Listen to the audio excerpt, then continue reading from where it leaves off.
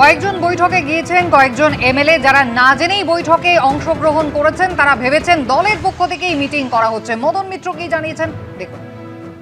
কয়েকজন করছে, কেউ হোটেলে, কারোর বাড়িতে, কোনো বিধায়কের বাড়িতে, কোথাও রুবির পাশে হোটেলে মিটিং করছে। সব খবরই তো আমাদের এসে গেছে। এর কথা বলছেন যেখানে আপনাদেরই এমএলএরা আলাদাভাবে মিলিত হয়েছে, বা একজন এমএলএর বাড়িতে বলছেন যেখানে মিলিত হয়েছে, সেখানে কি আপনার ডাক পড়েছে? এরকম না, আমায় কেউ ডাকে না। এরকম আমাদের কাছে খবর এসছে, দু একজন এমএলএ গেছে, তারাও না বুঝেই গেছে, তারা ভেবেছে পার্টির মিটিং হচ্ছে। এবং আমার বিশ্বাস যে দুজনকে দল বহিষ্কার করেছে এর বাইরে এই মুহূর্তে আর কেউ যাবে না। অর্থাৎ তৃণমূলের অন্দরে যখন এক এক নেতার এক এক রকম মত এবং ভাঙনের নিয়ে কিন্তু জল্পনা একেবারে তুঙ্গে উঠেছে, তখনই বিজেপির প্রধান মুখপাত্র দেবজিৎ সরকার কি বলছেন শোনাব।